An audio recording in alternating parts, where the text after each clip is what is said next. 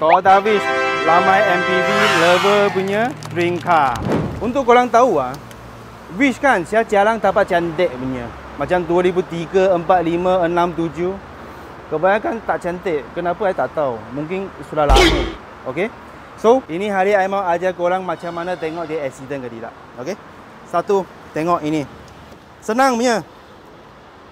Ini angle, ini semua tak boleh ada kalat ataupun kemek.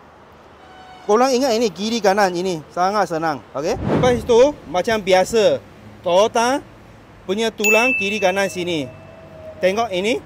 Kalau dia kalat ataupun kemek sudah accident. Ini tulang kiri kanan jangan accident tau. Kalau ini sudah accident maknanya dia punya engine sudah lari. Okay. Toyota Wish sentiasa rosak apa? ABS pump, brake pump. Kenapa? Sentiasa rosak saya pun tak tahu. Okay. Lepas itu korang pilih kereta kan, macam mau beli ini kereta. Kalau boleh pilih yang bersih punya. Even itu use car pandai cuci tak apa, mesti mau bersih. Kalau kotor, hitam, kurang baik sikit lah. Ramai orang ingat beli Toyota Wish bawa 7 orang. Seronok kan jalan jauh. Tidak. Kalau third low punya seat kan, space sangat kecil. Ini satu. Nombor 2, itu aircon tak boleh sampai belakang.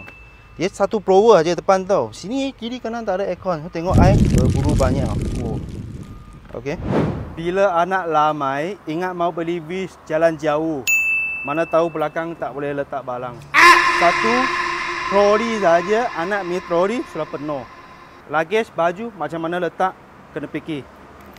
Jadi kalau korang nak bawa barang banyak, tambah satu roof box. Kereta ini kecil, jimat minyak. Tapi kalau betul-betul mau bawa lamai-lamai long distance, sangat susah.